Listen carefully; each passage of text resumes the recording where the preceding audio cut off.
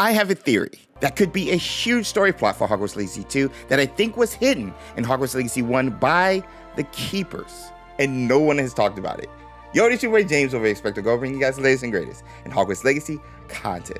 In order to reveal what the Keepers are hiding that I think will play a huge role in Hogwarts Legacy 2's story, I have to go back to the beginning of Hogwarts Legacy 1. At the beginning of the game, we stumbled upon this statue located within the ruins that we find out to be was the house of Percival Rackham. Percival Rackham was the very person the statue portrays, who was also a 5th year and used ancient magic like us. He was the leader of the Keepers and is a seer. More on that specific topic later.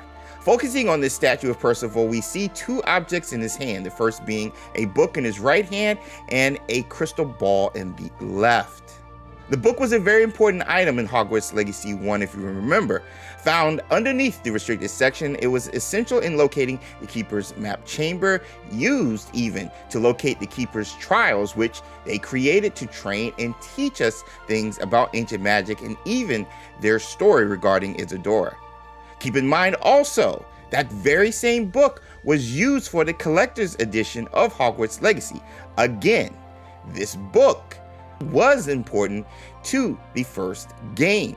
Going back to Percival's statue, the second item found in the opposite hand of the book is a crystal ball. For those who don't know, in Harry Potter, a crystal ball was a magical crystal sphere which seers like Percival Rackham gazed into for the purposes of divination. And a seer was a gifted wizard or witch who had the ability to see into the future.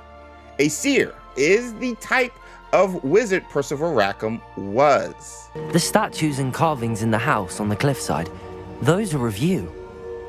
Are you a seer? I am. Did you know that I would be here? I cannot say more at present, except to say that your presence here does not entirely surprise me. It is in this scene, Percival confirms he's a seer and was expecting us. We even have confirmation on how he was able to predict our arrival based on his divination methods, displayed by this awesome mural located right across from the aforementioned statue with the 2 items. Methods like using the stars, his tarot cards, and even his crystal ball.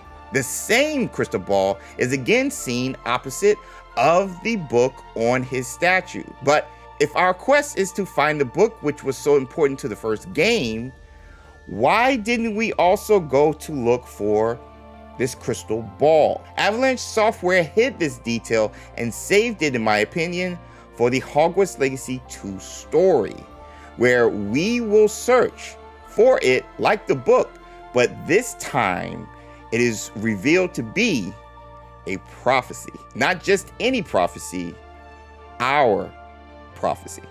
Avalanche Software and the Keepers hiding this huge Hogwarts Legacy 2 story detail in the first game is based on 3 things. The crystal ball and 2 things the Keepers are surprised about concerning our character in the first game. The first thing that they are surprised about is our character's age, based on Percival Rackham's reaction when we first meet him. I am indeed. I must confess that I am surprised to see someone so young standing before me. I'm the same age that you and Isidora Morganach were when you started at Hogwarts. The other Keeper reacts the same way, saying, "But you are so... young? I know.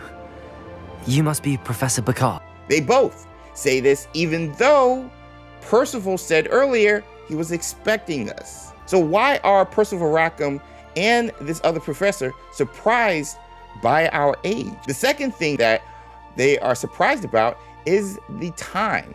The Keepers continuously mention time being important for our training. Percival mentions it here, saying, "You will need patience. The trials have much to teach you. It will take time." And this is even before Rackham knows about the threat of Ranrock. Charles even comments on it, saying, I do wish we had the luxury of time.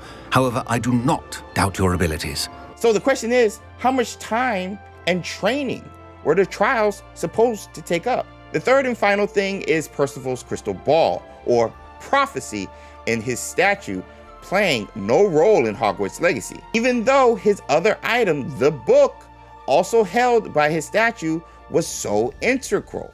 If you didn't know, a prophecy was a prediction made by a seer or someone with the ability to see into the future. The words of prophecies from the seers could be stored in spun glass spheres or crystal balls, or even prophecy records as seen in Harry Potter and the Order of the Phoenix. The one with the power to vanquish the Dark Lord approaches. So, the Keepers being surprised by our age, even though Percival is a seer and predicted our arrival, the Keepers thinking they had more time, even though, again, Percival was expecting us, and even Percival's crystal ball not being mentioned and not having any importance in the first game, despite his other item doing so, points to, in my opinion, a prophecy about our character existing, playing a vital role and being hidden for the next game. A prophecy that Percival made about us and an event possibly that would happen in a period of time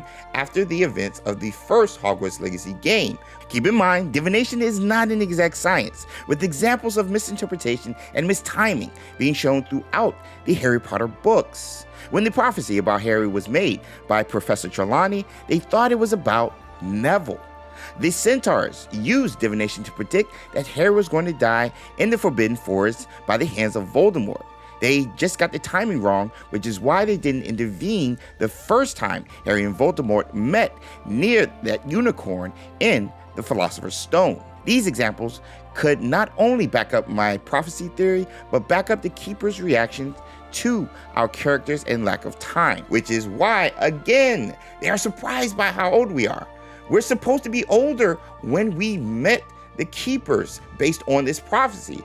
And based on the prophecy, we're supposed to have more time for training with no interruptions like Ranrock, who, keep in mind, the Keepers didn't even know about and was not expecting, despite expecting us.